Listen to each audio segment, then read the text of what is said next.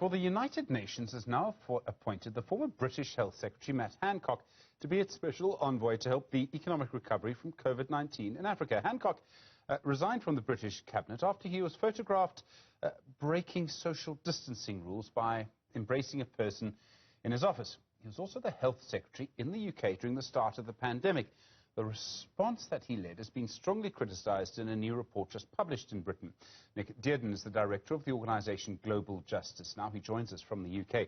Nick, good afternoon to you. Matt Hancock resigns in what British politics is called for personal reasons. He's sharply criticised for the way he led the British government at the start of the pandemic. Is he the right person to be a United Nations envoy to help our continent's economic recovery?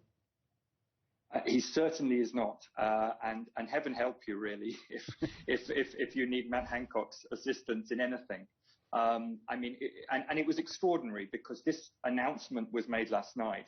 It was yesterday morning that members of the Parliament here in Westminster produced a damning report saying that the British response to COVID-19 had been the worst health crisis response in the history of this country. Matt Hancock was the health secretary. He was the person most associated with that response.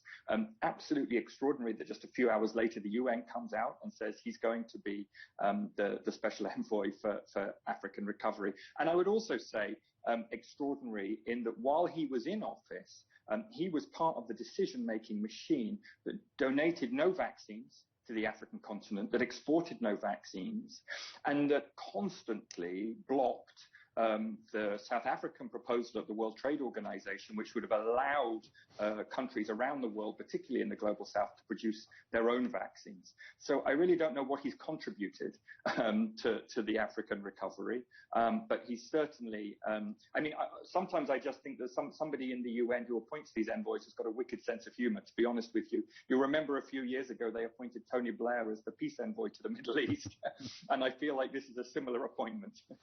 Well, in South Africa, we have this conversation here all the time around the waiver and the proposed waiver. That would basically mean that people in our continent would be able to get vaccinated at a cheaper rate and much more quickly. I mean, it would save the lives of people in our continent, and he opposed that. I mean, he's not going to get a warm welcome when he arrives in our continent, is he? I would hope not, and he certainly doesn't deserve one. Look, this guy was really only remained in office so that Boris Johnson had somebody to blame when things went wrong.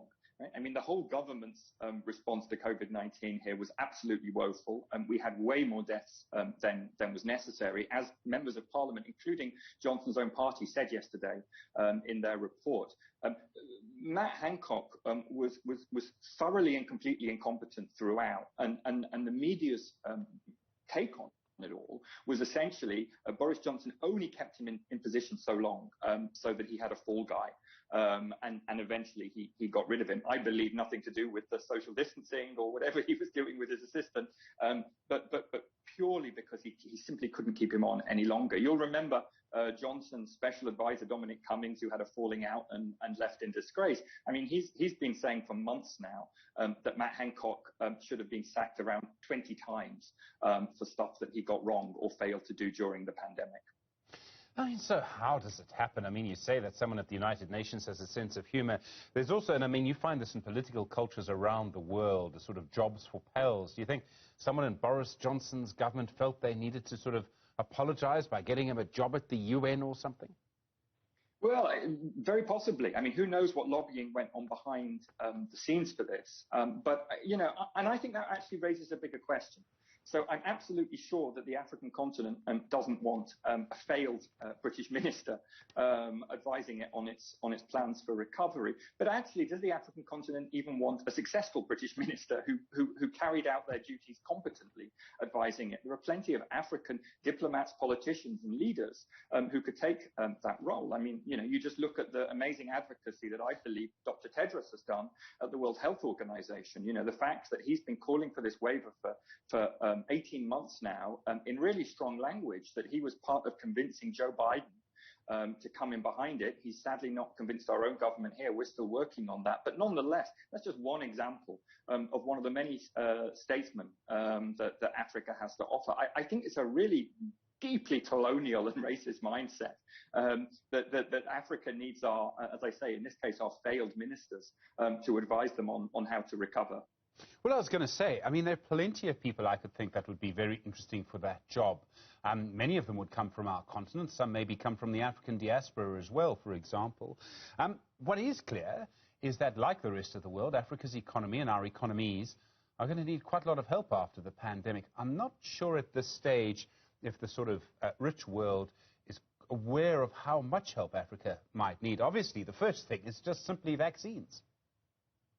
Absolutely, and Matt Hancock for sure does not. I mean, it's scandalous. You will know better than me. The whole African continent put together has vaccinated under 3% of its population fully. I mean, here in the West, we're over 65%, and that's because governments like ours, governments like the one Matt Hancock was part of, hoarded the vaccines and refused to allow countries in the continent and elsewhere in the global south to produce their own medicines. He says he gave loads of money to COVAX. Well, okay, but that's not much good because COVAX didn't have any vaccines to buy by that point. So, it would be much better, I feel, for the West to send vaccines at this point rather than Matt Hancock, much better.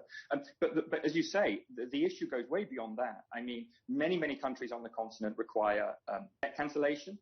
Many countries are still paying vast sums of money throughout the pandemic to investment banks based here, where I am in the city of London. Again, Matt Hancock was part of a government that did nothing to encourage those banks or compel those banks to write down that debt. And frankly, he comes from a neoliberal school of thinking, a free market school of thinking, which is going to do nothing for the African continent in terms of helping them to recover from this pandemic. Africa needs some really strong growth policies. It needs some really strong public sector oriented policies. It needs a really different, fundamentally different thinking from that which our current government here in the UK believes in and expresses. And so for all of those reasons, he just couldn't be a worse appointment. Nick Dearden, thank you, Director of Global Justice Now. Thank you. I really appreciate the time and the insight this afternoon. Well,